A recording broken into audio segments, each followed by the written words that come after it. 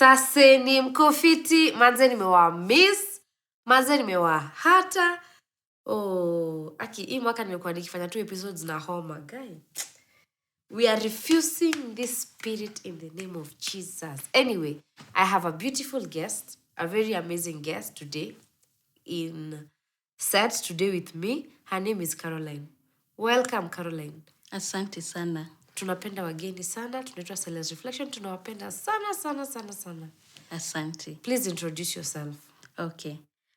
Thank you, Celeste, for having me. It's an honor to be here.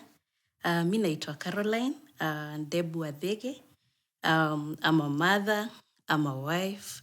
I'm also the founder and executive director of an organization called Gifted Gems, which deals with civic education on matters autism, especially our focus is on children.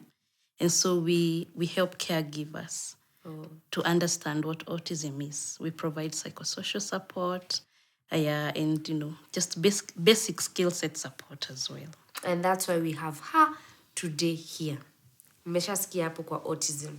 And I love what she gave us this heading. They are kids before autism. Yes. I really love that. So as a mom, I'm also a mom. So most of these things sisi hatujui Karo. Like out there we lack the knowledge. Unaweza kuwa uko na mtu autistic, but haujui. Like you can't even see the symptoms. You can't even tell if it's time to go see a doc. How was it for you? Like, you have how many kids? You're a mom. Yes. How many? I have 3 kids. 2 on the spectrum. My firstborn and secondborn, they're both boys. Oh, they're both autistic, yes. The 2. So you have 2 boys and 1 girl? Yes. Oh, the girl is okay? Yeah, so far so good, we thank God. So the boys, one is how old? The first one is 5, and the second one is 3. They have a 2-year gap. So 5 and 3. No, me. Okay, I was about to say just like me, nikakumbuka only have 5 and 1. So how was it like the firstborn do juu ako autistic? How was it from birth? Tell us a bit about your story. Okay. Santi Celeste. It's a topic I like sharing because it's good to enlighten many people with a clarion call of early intervention. So now coming back to your question, how was it? We were blessed with our firstborn, just like any other couple. You're happy, all is going well. Sasa around akielekea 2 years, about maybe 2 months to 2 years, ndio tulirealize mtoto wetu anashika masikio.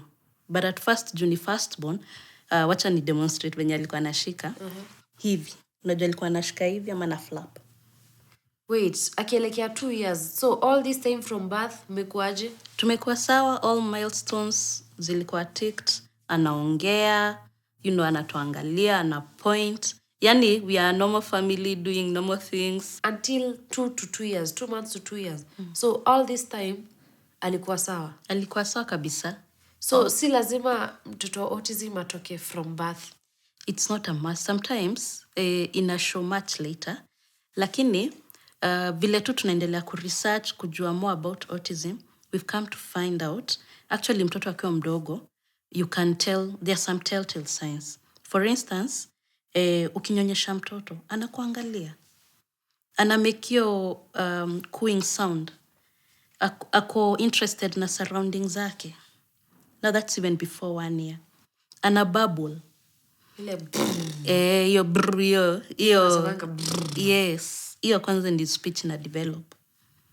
Hiyo tu. Sasa huyu mtoto, akiwa ukimshika hivi, anakusmailia. Is this child at least interactive na wewe in any way? Ana-engage na wewe ama tu, ni vile tu your bond mna create tu when una put all the effort.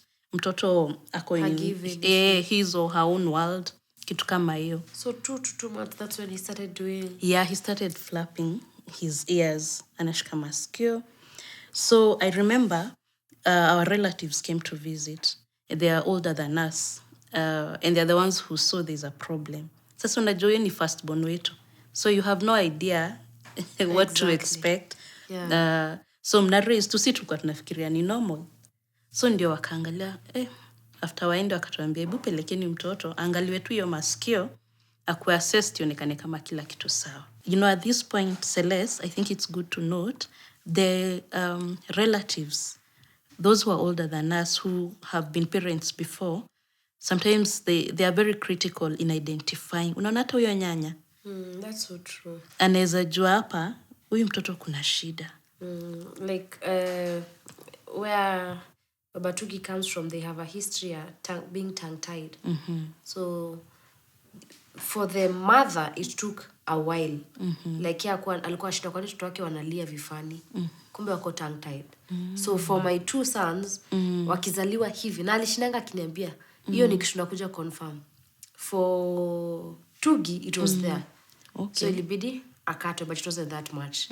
But for the second one, it was there a lot. Like inakuja hadi hapa. Now you see, we tend to puuzao watu wazee nyanya.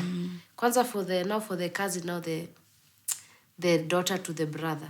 Yake ilikuwa sana mpaka anakatwa, like hata kienda clinic bado inarudi anakatwa. So see, we tend to puuza, as you're saying, nyanya anasema, saa ushushu ananiambia nifanye, but they have your experience, as you're saying, more than us. Yeah. Ni kweli. Nyanya, unajua siblings who've been ahead of you. Wakikwambia kitu sipoa, usipuuze. They probably have an eye yenye hauna at that point in time. So mkaenda Hosi. So tukaenda Hosi, tukaanza kutafuta help. Help yetu tulianza nakumbuka April, tukaipata March. Tukaipata October. Hiyo mwaka. Like mkitaka kujua shida nini na masikio? Yeah. Juu tulikuwa tunaenda, tunaambiwa masikio nje iko sawa. Kwa nikisema nje na eardrum iko sawa. Kila kitu iko sawa. It's only one place we went. Huyo daktari akatuambia everything is okay, but kama una feel si poa, kuna huyu daktari nitakupatia hii namba uende umuone. No, at that point as a parent you're wishing everything is okay. Ukiambiwa kama una feel, hauta feel. Tusonge tu. But this time kuna a lot more ama bado ni kujikuna masikio. Sasa tu ni kushika masikio, alafu from a child mwenye alikuwa na speech, tunaona inaenda ikiregress. Ina regress. Ndio sasa tukarealize as we moved along, kusikia na kuongea zinaambatana. So kama uko tuseme na mtoto mwenye ako na speech alafu na realize kama caregiver mzazi inaenda chini, you know, words zina get lost. Yeah, it's good to have that child checked. So by this time hakuna words. By this time, by October tulikuwa tumemaliza words, tunasema tu at the same time masikio bado anashika. Ndio sasa how we got the help, tukaambiwa tufanye tests. So kumbe alikuwa na glue ear. Sasa glue ear hiyo naye ni fluid ilikuwa in the middle ear. So juu ya kukaa for a long period of time ikashikana, ikakuwa glue ear. So by the time we were getting help, the left ear was completely sealed off. The right ear ilikuwa karibu kukuwa sealed off. So this baby can't hear, hence the reason why the speech inaenda ikiisha. Na bado anashikanga masikio. Na bado anashika masikio. Sometimes hata unaona anafanya hivi. So sasa I remember venye tuliambiwa walifanya test ilikuwa inaitwa tympanometry. So tympanometry ndio ili turevealia, ina check the pressure of the ear. So nje inakatupoa. So finally sasa ndio tukakimbizwa surgery. Ndio wakaikwa grommets. Grommets are small tubes zinainsatiwa ku drain your fluid. So ideally zina take 6 to 12 months ku heal. So around that time hakuna maji nafaa kuingia.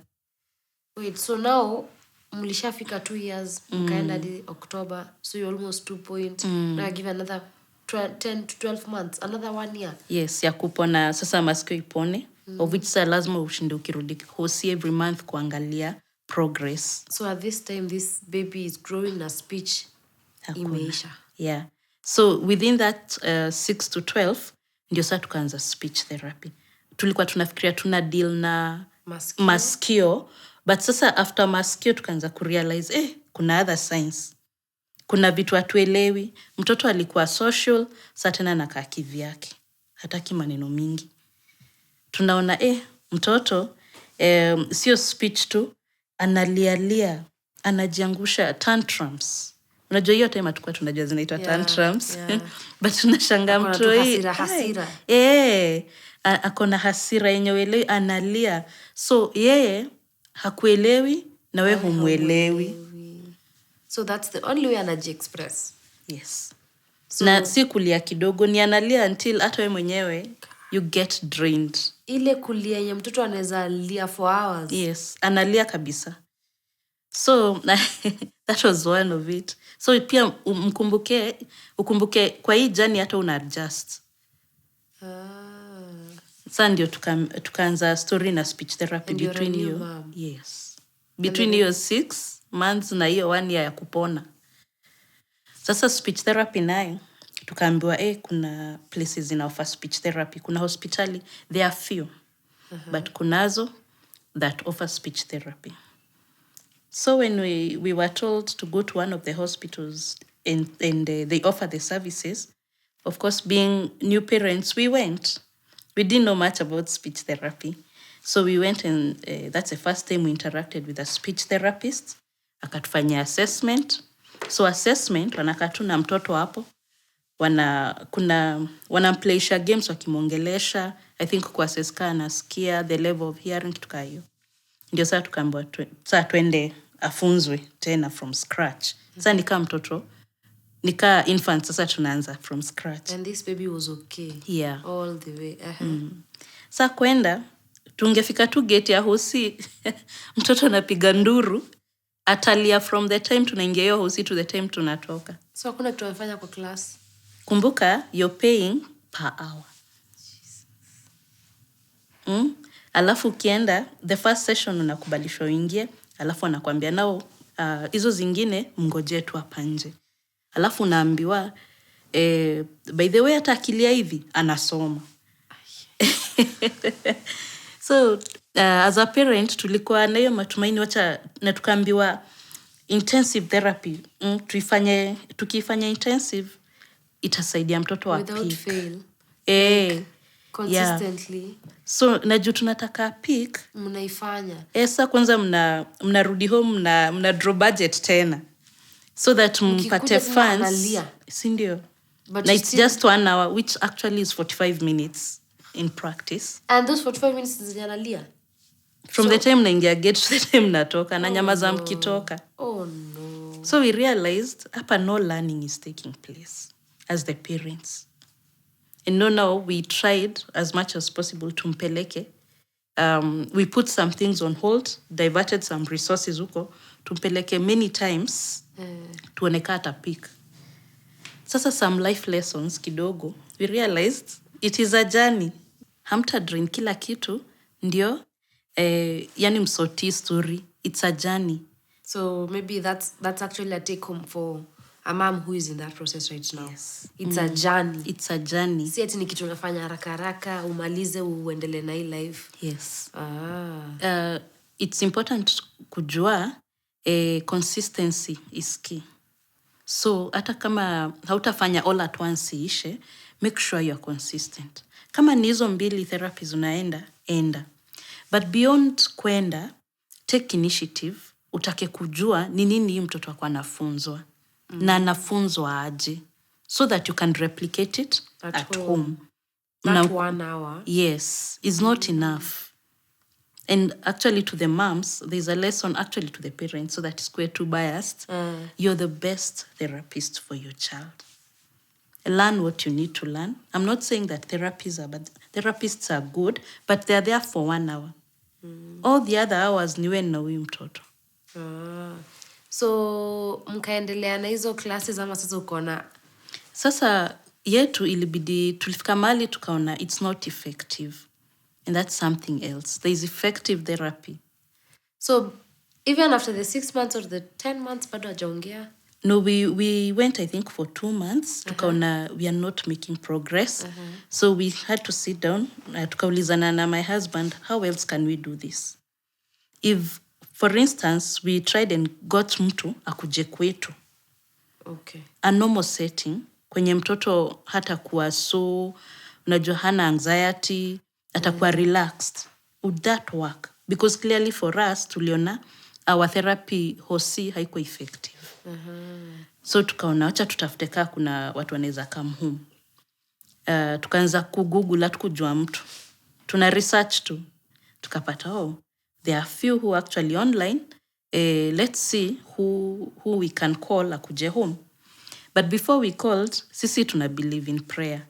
So tunaomba tu tunaambia Mungu tupe tu yule ataingiana na huyu mtoto. And we realized our child was so male inclined. So tukaona for now, hata kama tutamfunza kurelate na kila mtu, tukipata a therapist mwenye ni male itasaidia.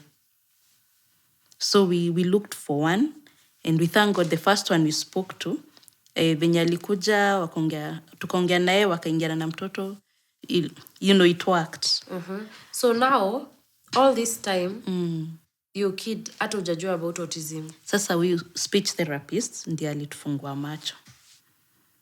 Ndiye alituambia after all this time, before akue 2 years. Sasa hiyo time sasa ndio tulijua venye tulimleta, ndio alituambia actually mtoto wenu akona autism. It's possible. At what age? Before 2.5. Before unajua saa hii 6 months ni 6 to 10 ni recovery. Na alienda surgery before akwe 2 months to 2 years. Yeah. So how did you take it? Ilikuwa ngumu. Your first baby? Yes, ilikuwa ngumu sana. Ilikuwa ngumu. We realized that our siblings walikuwa wamenotice signs ni vile wangetuambia ni hii. So walituendea, at least walijaribu kutuguide kwanza endeni hosi mdeal na hii.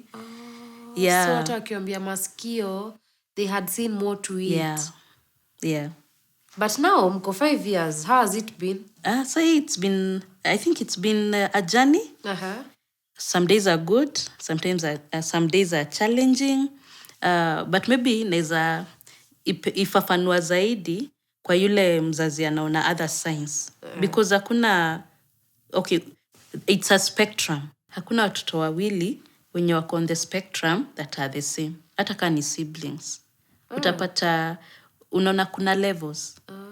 Kuna moja yenye ni high functioning.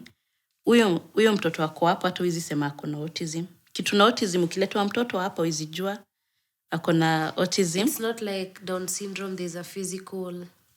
They look wanakaa tu the same na watoto wengine. It's an unseen disability. So ni uone actions? Yes. Ama movements?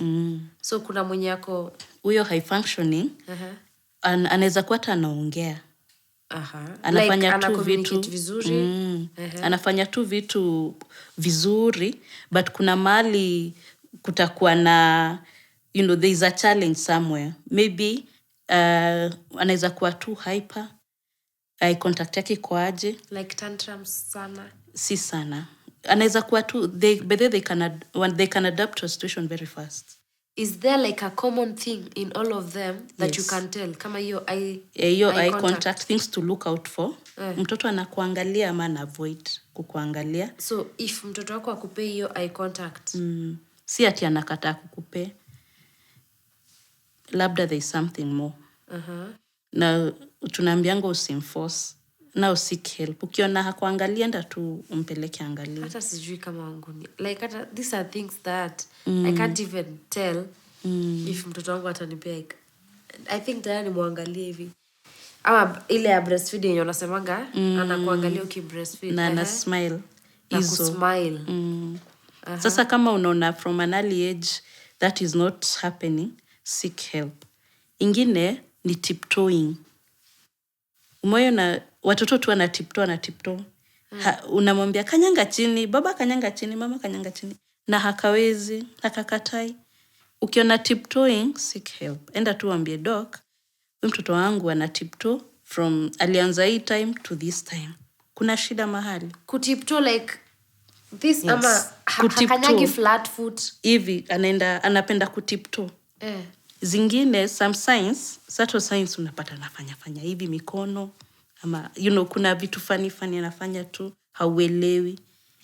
Zingine unaweza pata analia tantrums na hasira, anything small ina trigger, analia na meltdowns. Sasa hizo meltdowns, yani hiyo kulia yenye wacha nikwambie example na yangu. Siku moja I had gone with my son to the supermarket. So we were having fun according to me.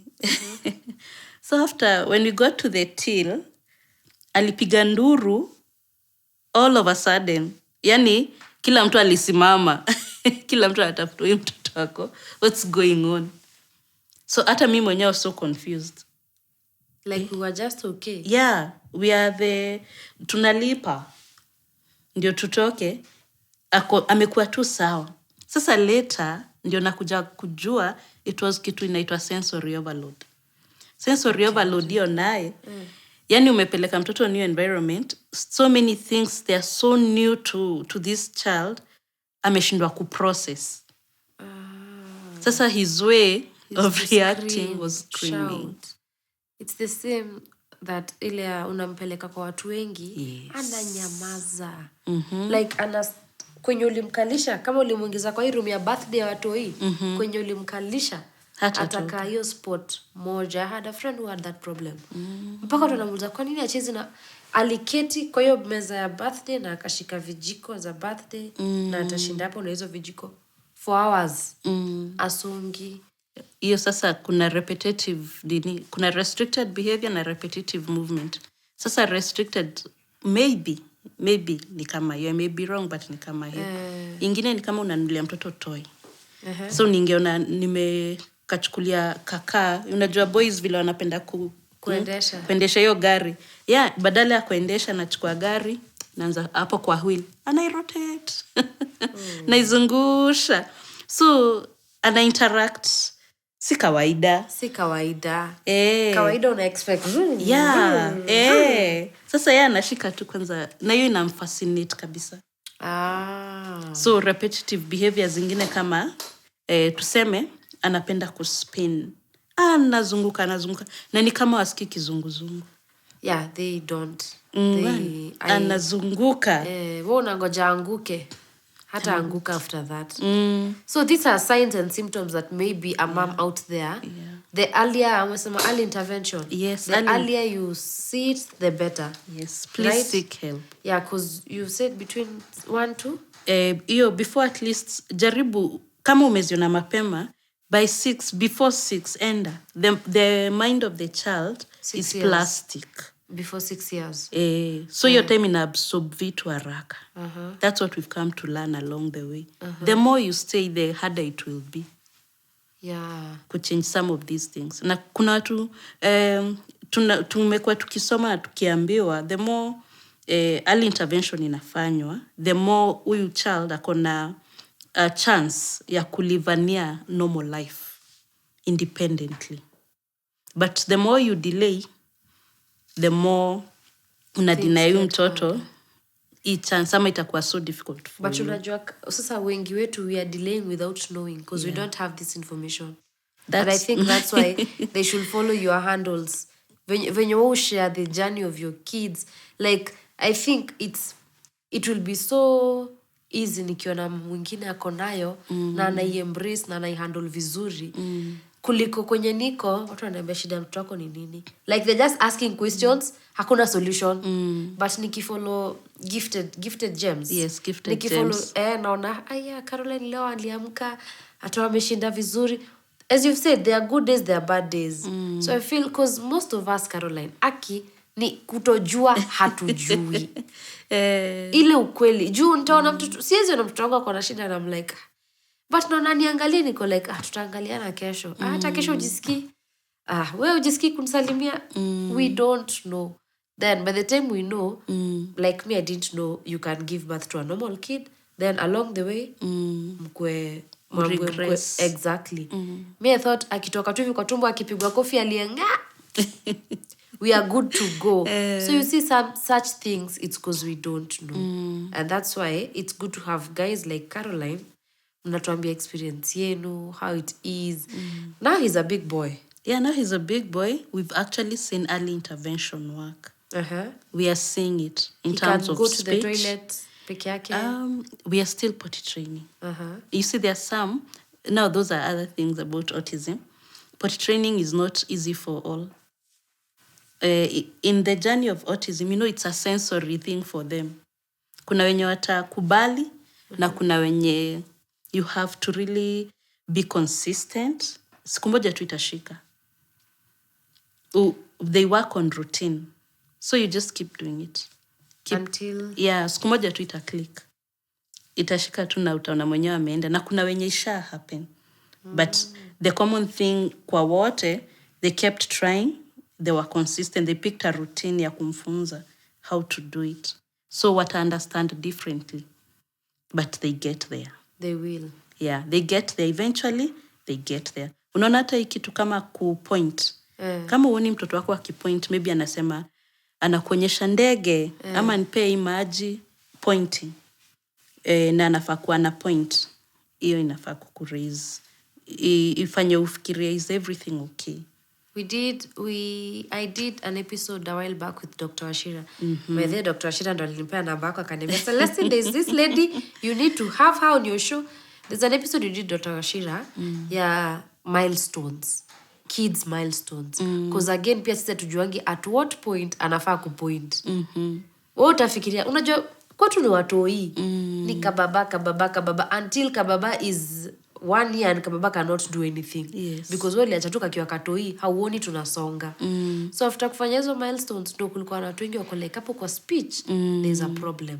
Dr. Washira walifanyanga, now they have 3 classes za speech, because guys were like, I didn't know there was a problem. Mimi naonanga tu akiwatch cartoon, akicheka, kumbe haizi ongea as faster as that cartoon. Yes. Na hakuna mtu mwingine kwa nyuma umuongelesha. Yeah, anasikizanga tu. So yeah, hakuna time ya ku. It was such an enlightening conversation. And I think even this one itakuwa, cause Aki, we need help, we need knowledge. Ni hatujui tutaitoa wapi. Mtoto wangu haniangalii but nitadu.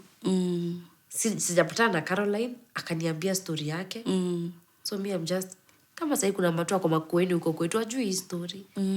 So you can't blame her. Ni ukweli.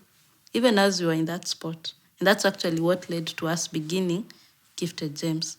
We needed to bridge that gap. Tushike huyu parent mkono. From the time unaona it's not working, niende wapi, which doctors do I even see? Unaona kama sasa huyo pediatrician, we thank God, mutually sasa tunajua Dr. Washira. He is one of the good doctors. And the truth is, you need to know where to take this child. Is it, anzia na huyo daktari wa mtoto hapo nyumbani. Usikae na mtoto nyumbani. Hapo kwa clinic, ama enda anzia kama kuna level 3, level 4, level 5. Anzia hapo. Anzia level 3 akudirect level 4. Hivo. And then after that, kama you're within an area, kuna pediatric neurologist. Sana wanakuwa Nairobi. No, sasa that's another challenge. Yeah, that's another challenge. But anzia hapo mwenye uko. Atakusaidia. Na wenye wako in areas wenye kuna pediatric neurologist, muone. Ama pediatrician kawaida atakurifa. Ama kuambia what to do. Kuna pia wengine tunaita developmental pediatricians. Pia hata wao wanaweza kusaidia. But sasa ukiwa uko mashinani, start where you're at. So that mtoto apate help. So for you, I'm sure this thing is not easy. As easy as you may say it. Because by the way, well done me. Najikanga kwa viatu zingine, naonaki, I can't fit in. So for you, nini imekukeep? Because now you have 3. 2 with, 1 without. What keeps you, like, acha tu nipambane? Wow. 1 is prayer. Prayer. I cannot emphasize it enough. Mungu usikia. Sana. Anakupea nguvu. Anakusaidia when you feel down and lost. So 1 is prayer. The other thing I thank God for is a supportive spouse. Because it could have been so hard bila the support of my husband. And so iyo namshukuru tu. I know. Hata energy, it's not easy for him, but at least we've turned each other into counselors. When the days are hard for him, you counsel him. and vice versa. And vice versa. Because the two of us understand this journey best. Yeah. The other one is supportive family. I really thank God for them. No, but before I even go to family, kuna mtu anauliza sasa wewe uko na spouse, mi Uko na sina. bwana, Because mi many niko men peke take yangu. off. Yeah, what do I do? Jisurround tu na watu wenye wanaku appreciate wewe na mtoto wako. You know, because your environment, by the way, they pick the emotions very fast. They can tell. The kids? Yeah. Oh. They can tell. Yeah, so what has kept me going, kuna my husband, family pia, they have come in really strongly. And I thank God for that. At least they have taken the initiative to learn about autism to a certain extent. So akipata program iko na autism, they want to hear because they know sasa iko kwa boma. Yeah. Unajua ikiwa uko mbali, it's that other person. Yeah. It's when also it comes home. Yeah. So what do we do? And how do we do it? Yeah, and kama kuna a relative hapa anajua mtu akona autism, please jaribu take initiative kujua. Yeah. It helps. It helps a lot. Another thing is looking for me time. As much as it's hard. Hata kama ni 30 minutes. You just need it for yourself. Yes, me time is important. You must keep your mental health. You know, I keep saying, look for opportunities or create, if you can, opportunities that helps keep your mental health in check. I was reading another research. You'll be surprised, Celeste. Walikuwa nasema, ati stress level ya mama akona autism ina equate to get this, a soldier in combat. Ule anakuanga na stress anytime. Imagine, ako actively kwa the combat, na we unaambiwa stress level yako iko the same. So you really must have an intention of making sure your mental health is at check. If you have to cry, cry. If you have to talk to somebody, talk to somebody. Because I can imagine, kama hiyo ya supermarket, naweza imagine kasi iko sawa alafu anipigie nduru hivyo. Now, as much as najua mtu huyu hayuko sawa, but amenipigia nduru na mimi siko sawa, as the African mom, yes, you can imagine. Even the other moms in the supermarket can help you be that African mom. But you see, you need to be in a very safe mental space. Yeah. Where your baby is not okay. Hata kila mtu supa akikuangalia, kwani huyu na yeye? It takes time to grow a thick skin, but it eventually does happen. And I won't say that we are there yet. It's a day at a time. It's a journey. Because each level is different. You see, each day is different. Like, I would love to just take a stroll with my sons, but one will take off. Umoyo na mama ameshika tu mtoto aka take off too, and they don't have any sense of danger. Oh no. So what society does is, we unaachilia mtoto kwa nini? Hata utachapwa kwingine. Yeah. Kwingine utatandikwa, kwani ushiki mtoto wako mkono? I know, na labda ali. Ayaya. Na akaenda, no sense of danger at all. So, pia, for a parent, akona mtoto akona autism, your antenna is always up. Yani hata kaa mbali na wewe unajua ako pale, na anaweza kuwa akifanya hivi. Hata kwenye una visit, there are sometimes unaona, before hata tufikirie, tunaenda mali, unaanza kufikiria, okay, hiyo place iko aje? What are the possible... You start analyzing the situation. Yeah. What are the possible situations? Anaweza take off. Kuna barabara karibu. Main road. Kuna gate. Nini. And it's okay not to go. I have learned it's okay to say no to some things. If I'm going to visit somebody, no offense, but to take care of this son, ama my children, kwanza huyu wa kwanza, kuna balcony. Is it covered or not? I remember kuna mali tulienda, I think tulikuwa second ama third floor, kwenda kuvisit. Tumeenda tu vizuri. Sasa juu watu ni wengi, I think ikamu overwhelm. Aka decide anataka ku-explore, aruke. You know, but by the grace of God, we were able to contain him. And you just pick him and go home now. Yeah. Ama sasa una make sure balcony fungwe. Now you even become an advocate for your son. Unamwambia, please fungeni hiyo mlango please atatoka nje. And then wengine hawata kuelewa. Hawaelewi. Kwani ya uchapi? Mchape mwambie aketi, kumbe si yeye. Si. Another thing, maybe ameketi kivyake, hataki kusumbuliwa. Ako na age mates wake. So kila mtu anakuuliza, mbona mtoto wako anajeka kando? What? Diet is another thing hata sijaguzia. Kuna vitu mob Celeste, but acha nipitie juu tu for that parent. Kama mtoto wako maybe ni hyper, ako na autism, diet ni lazima uangalie. Anakula healthy nutrition like. Wengi we are advised tufanye dairy free, maziwa hakuna ya ng'ombe. Fanya wheat free. Asikule pia wheat. Utafute alternatives za wheat. Haya, tumesema maziwa, wheat, sugar. Get alternatives. So you have to also, at first it was very hard for me to adapt because it changes the entire family menu. Juu mtu kwa mnakula hii, na yeye anakula hii. Ama mchange timings za kukula. Wao maybe wakule mapema, nyinyi mkule, wakishalala.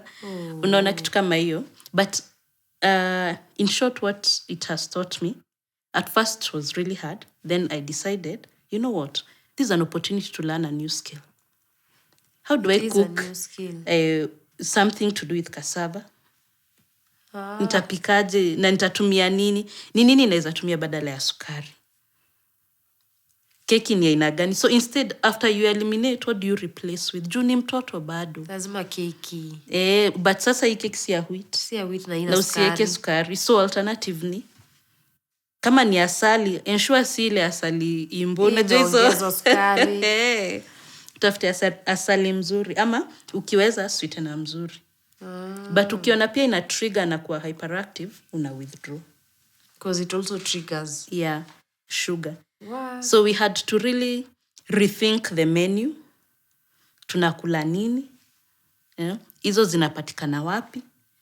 Also, it comes down to the help you're getting. Because pia help lazima ajue hizi vitu zingine zo. Yes, lazima umtrain.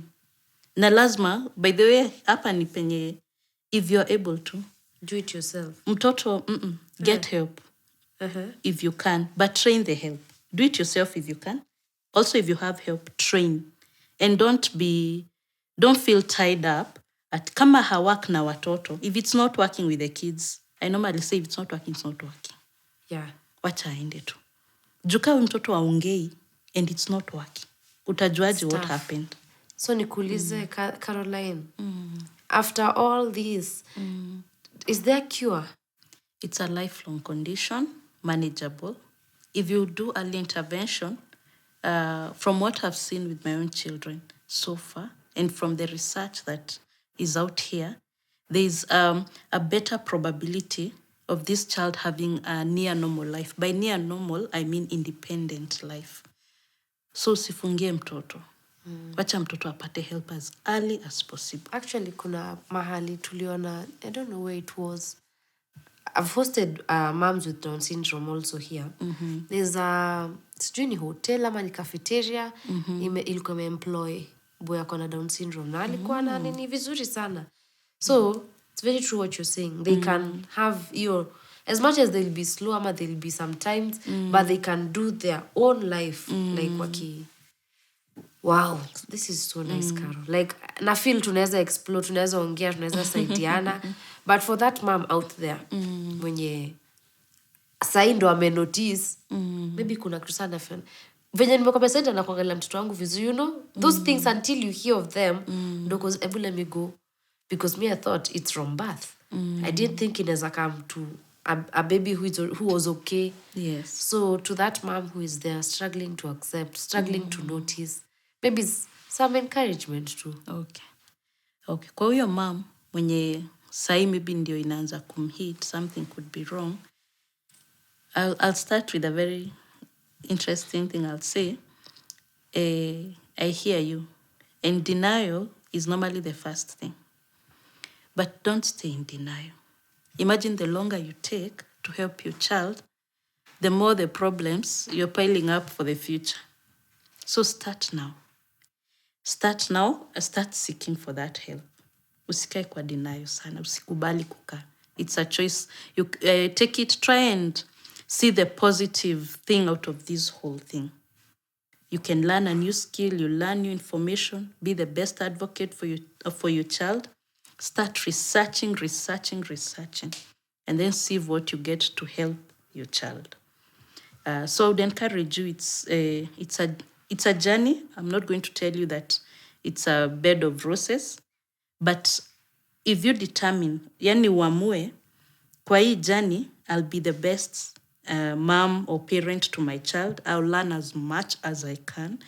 I'll get support groups, and even there you can reach out to us. We have one. If you determine, you'll help your child. Huyo mtoto atatoboa, yani atafanikiwa. Yeah. But ukidecide to fold mikono, these children of ours, they can learn, they can adapt. It may take longer. They are understanding. And then if they focus on something and you grow that focus, ukishajua chenye anapenda, you can get somewhere. I was very surprised some of our footballers, well, world, if you Google, there are those actually who are doing so well and they're on the spectrum. Yeah. There are some in the music industry. So it's not an end to itself. Maybe you won't get there faster like everybody else, but if you determine and you're consistent, early intervention, you'll get there. Some days will be tough, some days will be easy, but a day at a time. Yeah. So your support group, ebu wapatie tu handle. Okay. It's called the Knit Together. We can send you a link. Our number is 0740 697373. Again, you can go to our website. There is a link there to join the support group. The website is? Our website is Gifted Gems, www.giftedgems.org. Or you just click there, it will get you right there. You can find us on LinkedIn, Facebook, Twitter. We are all there just trying to work with the caregiver and enlightening as many caregivers as possible.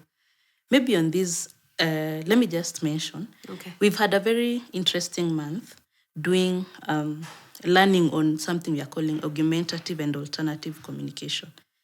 You see, many of our children are nonverbal or preverbal or have delayed speech. So there is help even for that nonverbal child. What we mean by that, there's in that AAC in short, hiyo kuna ile gestures zenye tunafanya. Lakini pia kuna ingine tunaita communication board. Gestures ni muhimu, sign language muhimu, but pia kuna communication board. Kama ungependa kusoma how to use it, mtu anafunzwa, you're taught how to use it to help your non-verbal child to communicate. So hata kama atakwambia, anaweza point I want, na akishajua kutumia hiyo, hata ukimnunulia gadget, it's the same skill. But because right now the gadgets are very expensive, but you can start with the board. Start somewhere. Yeah, start. Start somewhere, you get somewhere. Kuna watu wamezitumia na zimewaka. Na hatusemi it will work in a day or even a month, because you have to teach the child. But akishaishika, meltdown, hiyo kulia, tantrums, frustrations zinaenda zikireduce. Juu sasa mna communicate. Ukiweza sign language, sawa. It's not all lost. Wow. Thanks, Carol. Thank you so much. And I think pia, as I always say, God hukupatia kitu na anakupatia nguvu ya kuifanya. Like, God won't give you something that you won't be able to overcome ama handle it. But he knew all this. He saw it. Ilimpata haikumpata off guard. So when you are saying we pray, I feel like prayer is just, especially when you have those bad days, I think he's just the best person. Unamwambia, unamwachia, usimwambia alafu msaidie, because we tell him, then we start helping. Unamwambia alafu unamwachia. But thank you so much, Carol. Thank you so much, guys. I hope me learn something. Hata kama si wewe, saidia a neighbor. Maybe kuna mtu wa neighbor uliona, tuma tu link, like in a smart way, because pia utaki it is hard to tell someone, you know, because you're like ataichukulia aje. Yeah. But share with your friends, share with your family, share with someone who is in need of this information. Tell them to reach out. Gifted Hands on Facebook, Gifted Hands on Twitter and LinkedIn, sindio? Kuna hiyo website, tusaidike. Information is power. Thank you so much, Caro. Karibu. Ukisikia unataka come tena, please come. Thank you. I would definitely love to. Yeah, the next time we should have you and Doctor. Doctor was meant to be here. So the next one we'll have you and Doctor. But thank you so much for coming. And thank you for sharing your story with us. Thank you. Tuambie bye. Okay, bye. Thank you so much, Carol.